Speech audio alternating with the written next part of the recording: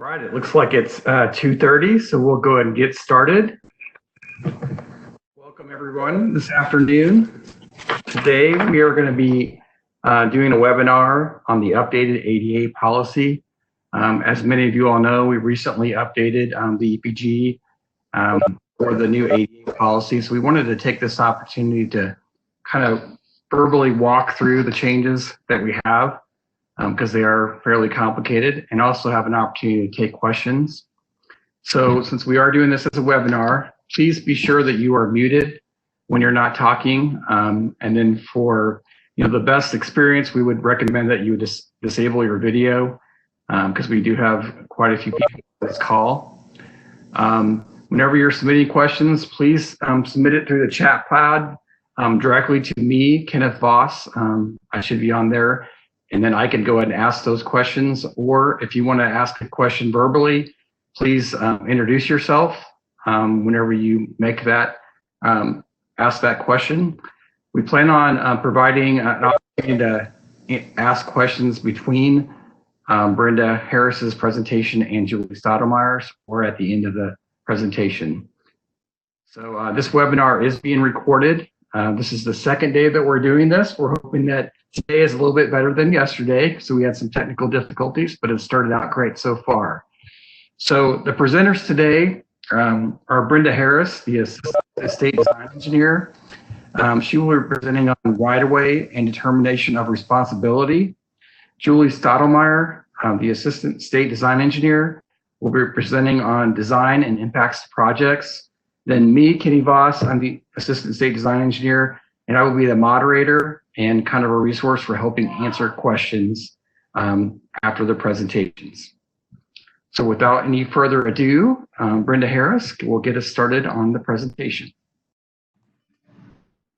Great, thanks Kenny, and thanks to everyone for joining. So far so good. We have not had technical difficulties. Next slide, Julie, please. So MoDOT is committed to supporting the Department of Justice's Americans with Disabilities Act, which has been in effect since 1973. However, in 1990, the federal ADA Act was implemented, but it wasn't until much later that MoDOT began collecting a statewide inventory on the number of sidewalks and barriers in order to develop an ADA transition plan that was required by the Department of Justice. This transition plan was submitted to the Department of Justice with a commitment from MoDOT to have all sidewalks and barriers identified and be updated by 2027. It wasn't until the mid-2000s that MoDOT recognized it was not going to meet that 2027 goal, and a more aggressive approach was communicated. Districts were asked to specifics on how they were addressing the reduction of their ADA inventories and how they were putting those ADA improvements in current projects. New measuring tools were implemented, such as the tracker and the asset management plan, to assist in monitoring progress and reaching the goal. Next slide, thank you. As districts started programming ADA projects in the STIP, research was necessary to determine which ADA structures needed to be included in specific projects and whose responsibility it was to update them, meaning who was going to take care of these ADA improvement updates. Early on, it was determined if a deed did not exist, then MoDOT would not update the ADA improvements. That is wrong. That determination could not be used because the majority of the ADA improvements run through small communities where deeds never existed. These roadways that ran through the communities were identified by public plats or dedicated plats, and roads were identified as for public use. MoDOT did not acquire those roadways in the conventional form of deeds. Those roadways came into MoDOT's system through state and federal laws, 100-mile agreements, dedicated plats, and ultimately prescriptive easements. Deeds were only found if the roadways were widened And the deeds did not necessarily include the existing roadway, only the area that was widened, so maybe 12 foot on the outside. I'm sorry, 12 inches on the outside of a lane. But however, by prescriptive easement, meaning MoDOT has maintained the roadway and spent tax dollars for upgrades for more than 10 years, that roadway becomes part of MoDOT's responsibility. MoDOT has touched something on that roadway, and that responsibility becomes MoDOT's for the future. However, remember, responsibility does not imply ownership. In the event a maintenance agreement is in place for the roadway with the locals and the sidewalks are part of that agreement, a discussion must be documented with the locals on who will take responsibility on that 88 improvement. Next slide, Julie, please. In EPG section 236.4.4, this is under the right-of-way section of 236, you'll find specific guidance on researching, documenting, and what is required of the districts when ADA research is done. This section is also tied to the design section that Julie Stottlemyre will be talking about shortly. Within this guidance are the memos for submitting requests to remove sections from the transition plan or determination requests if a research is convoluted. Next slide, please. Under unknown determinations, and we've had several, documentation is very, very important for supporting the department's decision on the ADA improvement. The EPG defines how to remove inventory items from the transition plan, but the final decision must be approved by the state design engineer and the assistant chief.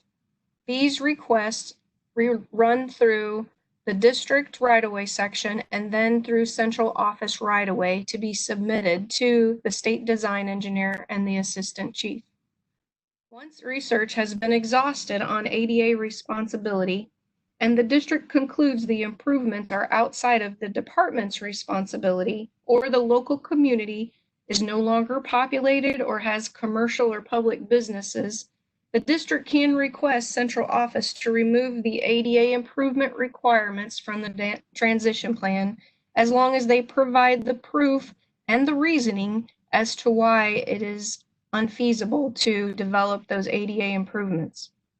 The request and approval is kept in central office right-of-way SharePoint site for retention. However, the district must keep all supporting documents in their possession. Finally, TMS Maps has an application that shows the layers of the transition plan in an inventory layer. However, it's not correct. It's not depicting the actual inventory. There are some things that are showing they haven't been updated, and they actually have. We're in the process of writing a new scope for this TMS ADA transition plan layer and TMS maps. But right now that project is on hold until finances are back on track. The ultimate goal is to have a map that we can click on that depicts completed ADA projects. It also shows upcoming ADA projects and those projects or those sections of roadways that were previously reported but have since been removed. And then there will be a layer within that map where you can click on the documentation that supports the reason for the removal. The map will also be tied to all the retention documents, and a report building capability will be within the TMS maps layer.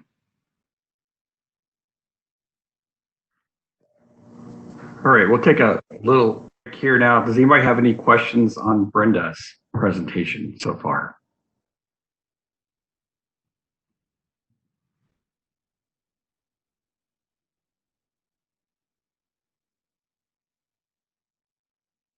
I'm not seeing any questions in the chat bot, so we'll go ahead and let Julie continue with her presentation.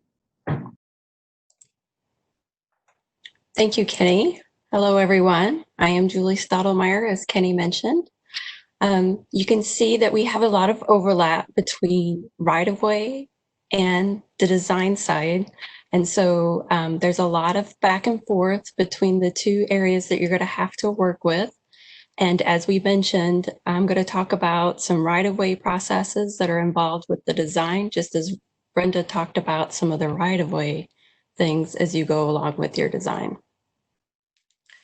So EPG 642, pedestrian facilities, is the bulk of the information that I will speak about.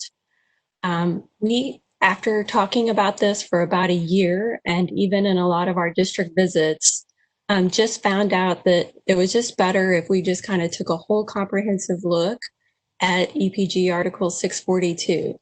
And when we did that, we reordered a lot of the information, trying to start from the beginning to the end, make a little bit more sense. And we included a lot more documentation and guidance and things knowledge-wise as we learned more about it and put more into it. So if you haven't looked at 642 lately, even on some of the sections I won't talk about here today, you may want to go back in and just refresh and take a look at that, because there has been a lot of things that has changed. Some of the enhancements we've done to 642 is we have provided a lot of references and links to official documents, such as the Green Book, ProWAG, the MUTCD, and we've done those with links and sent you to that information rather than trying to repeat that whole book within the EPG. Link out to that so that you are able to go and find a lot more information in those documents that may help you as we work through the decisions regarding our pedestrian facilities. We've also included some videos that we found from Federal Highway that we thought were real informative and kind of help tell the story also in a different format. So we've included video links to those information also for you. The articles that were most revised were 642.2, consideration of pedestrian facilities on projects. This used to say inclusion of pedestrian facilities on projects, and we changed that to say consideration. And as we talk about that in more detail in a little bit, you'll see why. 642.4 is impact of project category on ADA. 642.13, which is the ADA self-evaluation. And 642.14, ADA transition plan. And I'll go through each one of those sections in just a little bit more detail. On 642.2, consideration of pedestrian facilities, there's, I can't include all the information that's in the EPG into these little slides. So again, just kind of hitting the highlights and really stress the importance for you after this to maybe go follow up and look at these sections. But the guidance in 642.2 really reflects what your conceptual study report or your project scoping memo should include when you're considering pedestrian facilities on the project. Remember that all projects must consider pedestrian facilities.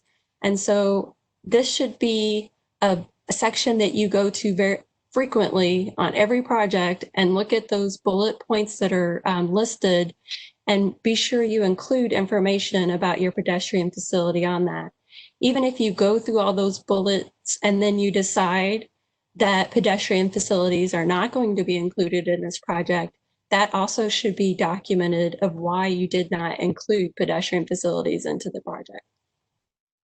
The bulleted list is quite a few, 7 to 9, I think, bullets that are there, and they address all kinds of topics such as existing facilities, ADA or MUTCD standards, how to maybe address the existing gaps in the facilities. Is there access to generators?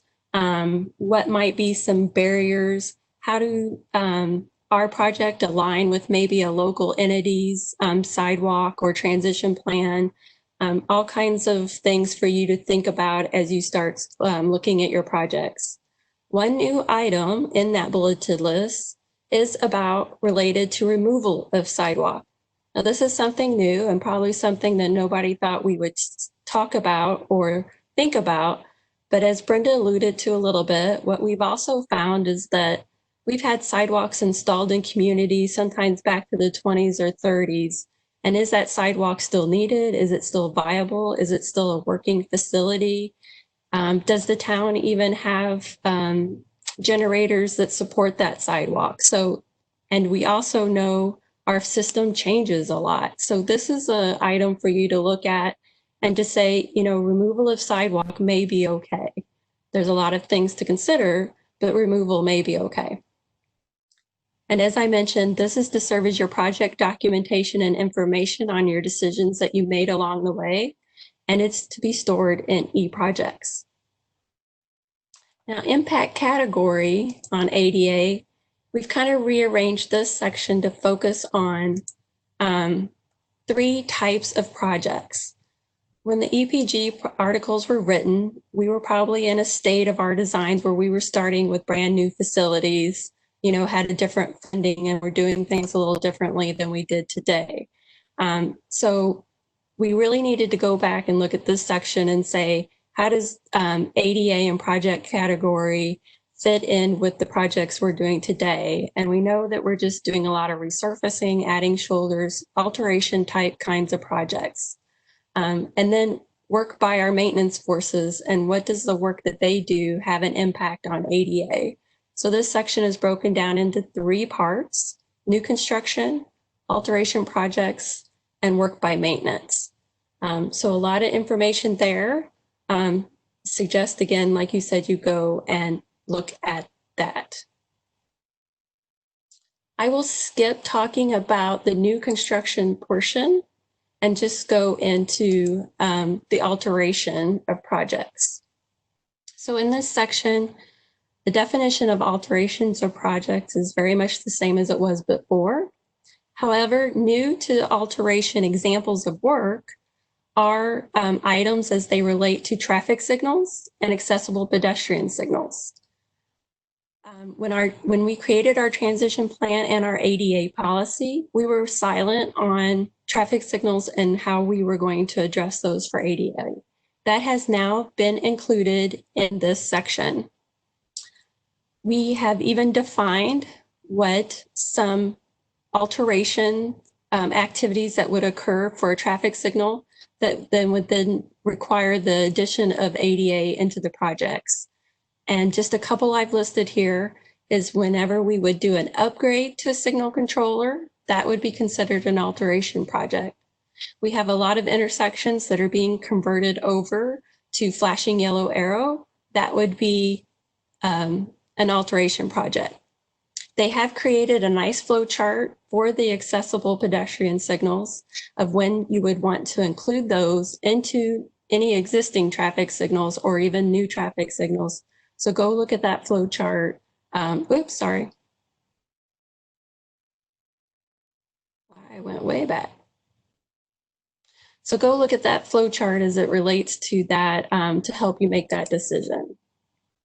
Curb ramps, a lot of the same information, but we talk about curb ramps and their connection to the facility. So we talk about we don't want curb ramps that don't lead to a sidewalk, but at the same time, you don't want sidewalks that don't lead to curb ramps, as well as information about, we've added about traffic signals, and oftentimes we get questions about if we install a traffic signal, do we have to put in a curb ramp or a crosswalk? So that has been added into this information as well. We also talk about those pedestrian facilities owned by others, as Brenda brought up before, and we give guidance about how to work together to make sure our project and the local project fit well together. Maintenance work. Again, there are items that maintenance might do that would trigger an alteration project. The definition of maintenance work remained pretty much the same. However, new to this section is, like I mentioned, how it relates to traffic signals. And we've provided links to 902 so that those 2 sections work together as well. So if you're just doing signal head repair or a controller replacement, not an upgrade, but a replacement of the controller in the cabinet or LED changeouts, those are considered maintenance work and do not need to be part of an alteration project. EPG 642.13 is the ADA self-evaluation. And this previously was probably just one short kind of paragraph. And this section has really been added to with a couple more additional paragraphs to talk about the ADA self-evaluation and what that is. The self-evaluation is really just a comprehensive assessment of our right-of-way. It is used to create a document that identifies any deficiencies as well as discriminatory actions that might occur on our right-of-way. It is suggested that when you're scoping a project, you also kind of do this inventory self-evaluation at that time that you're scoping a project, and you create a list of items that you might find. And we put that into our TMS inventory that Brenda spoke about earlier. So the TMS inventory is really just our way to document what it is that we find on our right-of-way, rather than keeping it on paper or files or your computer. We want it accessible to everyone.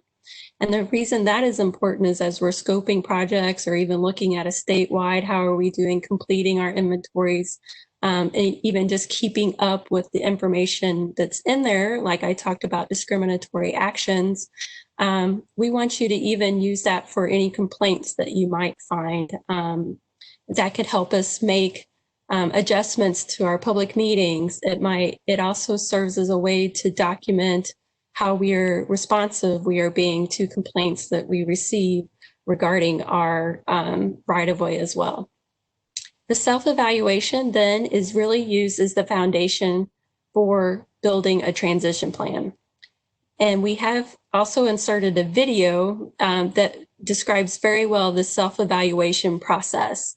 Short little video, doesn't take much time. If you don't want to read the whole thing, maybe watch the video, kind of the Cliff Notes version. And then lastly, we have EPG section 14, ADA transition plan. So this information really describes a transition plan and the minimum requirements. Again, when you looked at 642.13, the self-evaluation, and this section previously, there really wasn't a lot of information, and that was because a lot of that was done here within central office. If you remember, the districts went out and kind of did that self-evaluation in 2007, turned in all the information you found, and then we created the transition plan here at central office. So we've really beefed this up so that everyone understands what are the minimum requirements of a transition plan. Some of that is to also, so for your information, as you're creating those inventories, if you know what is required of a transition plan, you can be more effective when you're out scoping those projects and collecting that information to know what it is you're going to need to create the transition plan. The transition plan really is a living document. And as I said, it's developed from the self-evaluation inventory. It itemizes barriers and details the necessary steps and timelines required to complete the modifications. We also suggest that you develop an estimated cost of those modifications and include that into the transition plan. This is really a good idea, and we've promoted that, and our transition plan currently has estimated costs. While we know those estimated costs haven't been updated for a while, it does help when you are scoping projects. The idea is that you go look at the transition plan, what items have been identified into that transition plan in that section of project that you're working on. And then you would bring those barriers into your project scope and say, these items need to be addressed, and here's the cost to address those items. Many times today, as we're working on projects, we kind of find the barriers after the fact. And then if we find it very challenging to address those barriers, because we also did not include the cost to fix those barriers when we were scoping the project. So it's kind of a complete circle that we're trying to make here. And you'll have an easy to go to place with those costs included. So when you scope projects, you'll be able to find those items and get them addressed in your projects.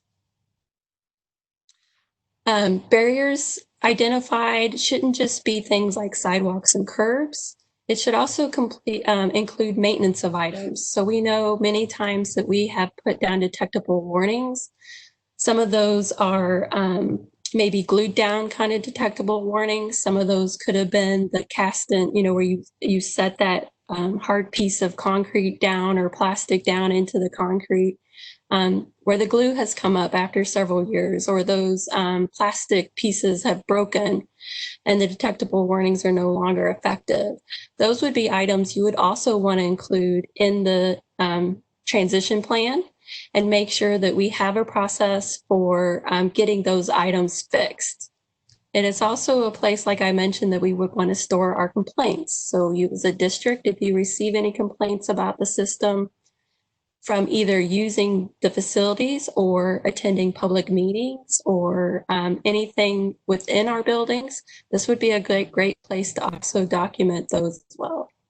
Brenda talked a little bit about the TMS inventory, and we're really working behind the scenes very diligently to try to get that up and working for you, so you'll have this convenient place to put all that information. We know that MoDOT has a current transition plan, and like Brenda mentioned, is to be completed by August of 2027. And often our previous thoughts about the transition plan was once we were completed with this in 2027, our ADA transition plan is over and done. Well, as I mentioned, that is not true. The transition plan really is a living document. So it should be something that we're always adding to and taking off of those ADA items that we find needing to be corrected. New to this section, we also talk about items of how to remove items from the current transition plan. So we know that transition plan was developed in 2007, and many things have come to light or changed in the time that we are in today. We have found that sometimes these items are on property that are not owned by the state. And because of that, diversion of road funds makes it impossible for us to really address.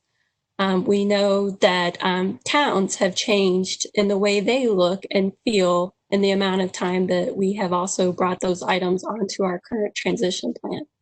So Brenda talked a little bit about how you would go through a process for removing items from the current transition plan.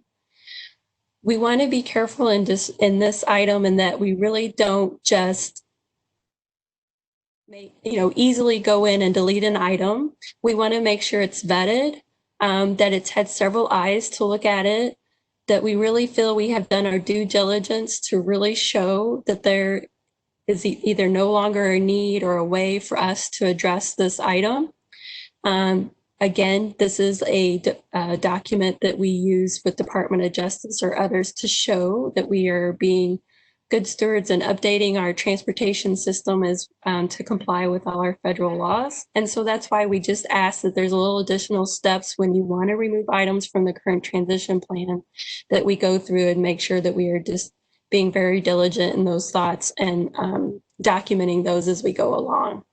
So that is something new too. And many have said, wow, really, we're going to take items from the transition plan. Well, it's not going to be real easy, but there will be a process and a way for us to do that. I believe that concludes my presentation for now. Kenny, have you received any questions?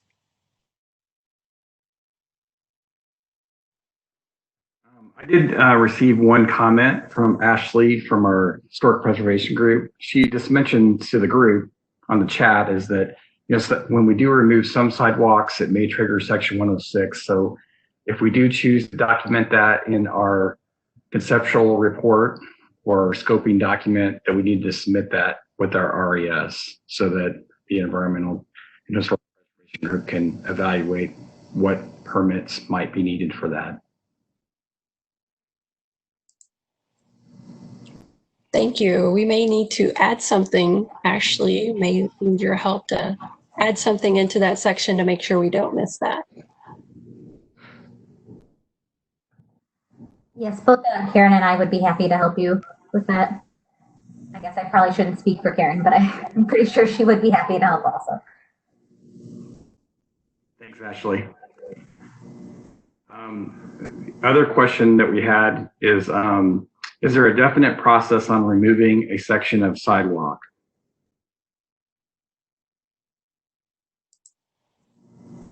I I guess I will start and say we have to ask more questions. A removal of sidewalk as in just on a project, or a removal of sidewalk that's included in the transition plan.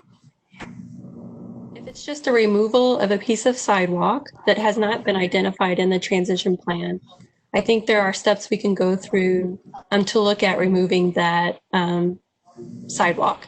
If it is in the transition plan, as I mentioned, that's going to require a little bit more documentation and elevation up to central office to make sure we're just documenting that removal from the transition plan. But the removal of it in a project, we would want to put into that conceptual study or project scoping memo. And Kenny, we just answered some of this. I don't know if you want to add more to that. Yeah, so we just had from yesterday's webinar, we had a question similar to that, where it was a partial removal of a sidewalk within the community. And we just asked to look at the aerial map, and it looked like there was an alternative route, and it possibly made sense to kind of shorten the existing sidewalk with our replacement. So we basically said you probably need to make sure that the community that you're in agrees with removing that sidewalk, and there's not a plan for a connection later on. Make sure that the property owner that's going to be impacted, or the adjacent property owners that might be impacted, are on board with the removal. And make sure that you document the existing facility and document what you observe today as far as pedestrian traffic and what you anticipate in the future. And just document that in any projects so that your decision is clearly documented. Every case is going to be a little bit different. So what we have in EPG 642.2 is somewhat vague, but it's vague because every scenario is a little bit different. But we can certainly help with answering the questions as you document your decisions there. But that was one example that probably made sense to not replace a portion of the sidewalk because it kind of went to nowhere beyond the residence that it was at.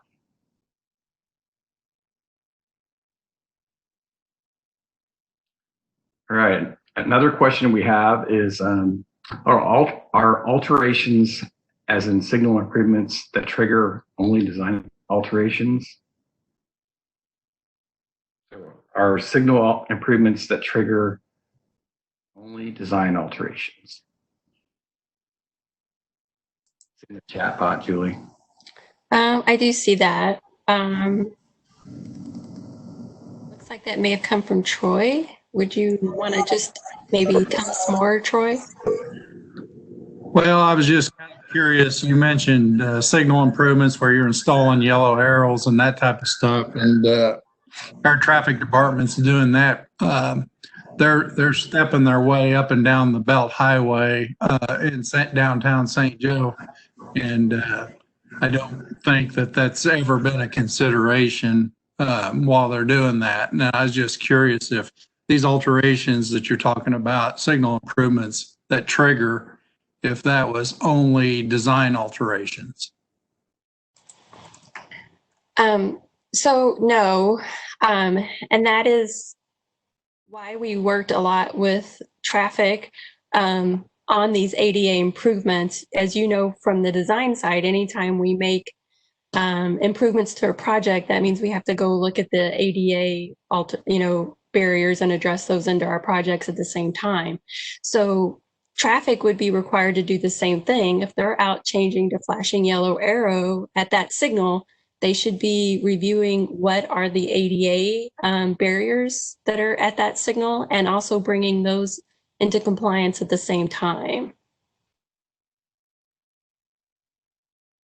If they're not doing them at the same time, as you know, we have to have a plan for when they will do those. And that's, again, to be documented on that transition plan. When are they going to do them? Why are they not doing them at this time? Okay, thanks.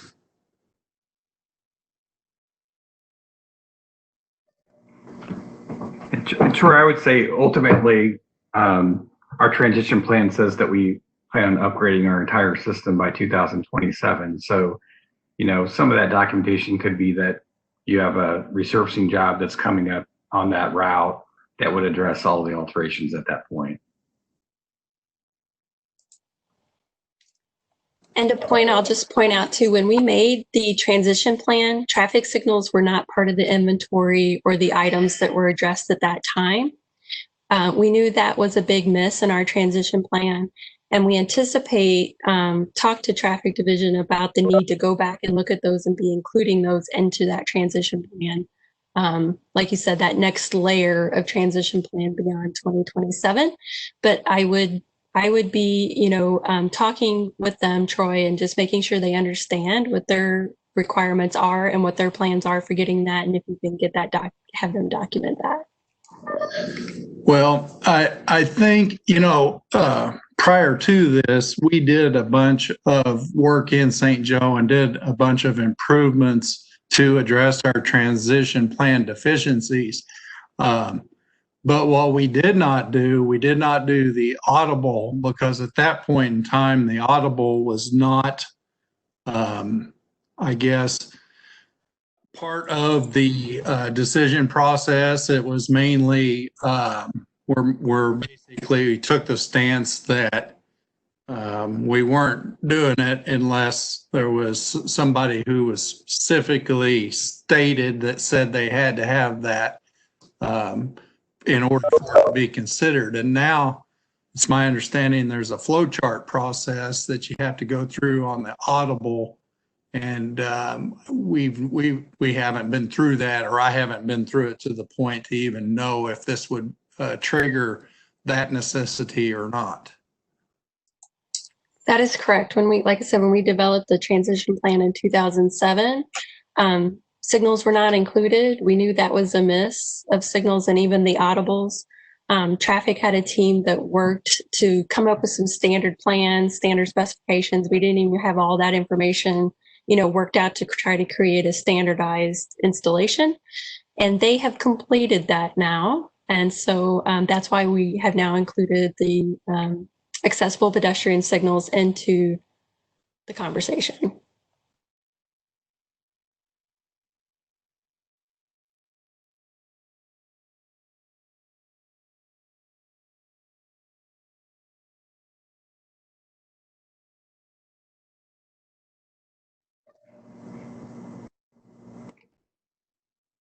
I'm not seeing any additional questions in the chat. Does anybody want to ask any questions verbally?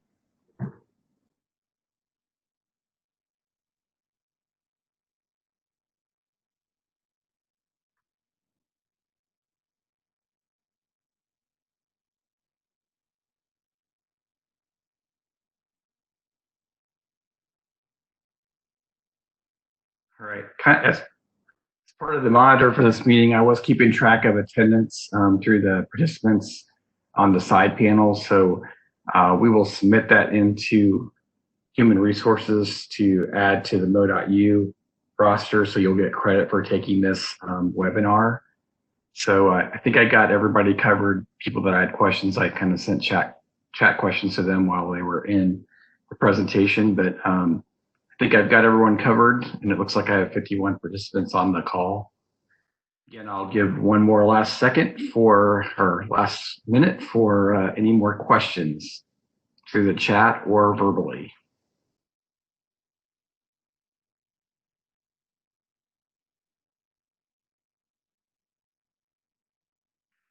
Okay, I do have another one. With the current physical reality, will the transition plan date for completion be pushed out? So I can speak to that one. Currently, there is no extension to the ADA completion plan as promised to do that. We see a lot of projects right now that are being pushed that are those ADA type of projects. We're having those conversations with our senior leaders as we prioritize our projects through these financial challenging times that we're having right now and what that means to those ADA projects. I think Travis will be kind of, talking to Federal Highway, but I don't see us totally asking for an extension to that yet. You have to remember this has been in place since 2007 and we've had 20 years to get it done. So it's going to be a little hard, I think, ask for a push on that, but we're going to see where we go and how much we can get done. I think Kenny has been talking about some bundling of projects and how to still get those done on time. Kenny, if you want to talk about those. Yeah, I'll just add to what you said. Also, we do have a federal highway partnering meeting. Our design division does tomorrow, and one of the topics that we have is just the timing of the ADA projects relative to the resurfacing jobs. I know several ADA jobs have been delayed, or consultants doing ADA design have been delayed, and that could impact the resurfacing or related resurfacing jobs that are out there. So we're going to have that conversation with Federal Highway to see what kind of flexibility we have on the timing of the ADA improvements on that. And then also, Central District is looking at doing an ADA design build project. That project is one of the jobs that's been delayed due to COVID-19 related revenue issues. And I kind of asked the other districts that are around it that might have projects close to that, we might be able to add additional locations that are near the central region to kind of bundle those together. That's one option that we might be able to address. But the reality is we're just trying to find solutions that are creative to get this work completed as efficiently as possible. Might be a little bit different than what we originally planned, but we're just trying to be creative and look for other ways of delivering these jobs.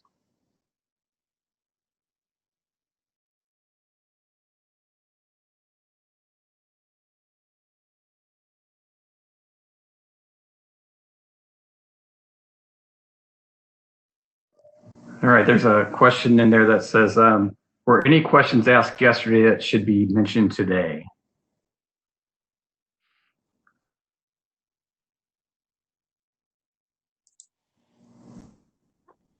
The group yesterday was really quiet. We did have some technical difficulties. We did have the removal of sidewalk question. Brenda or Kenny, do you remember any additional ones that were asked? That's the only one that I remember was the removal of sidewalks, which I think is a unique thing to the policy that we have out there. So, even though we're adding that as a policy option, it was a challenging conversation with Federal Highway to get there. So we certainly do not want to abuse that option. We want to make sure that we fully vetted that and documented that decision if we do choose to remove a sidewalk. So just something to be aware of, or we lose that option. So anytime that we're using it, make sure that we're documenting that decision and making sure that all the parties that need to be involved have been consulted with.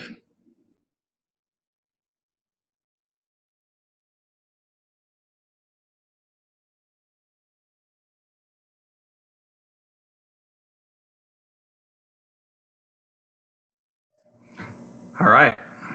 Looks like we've exhausted the questions for today. Julie, you want to close for us today?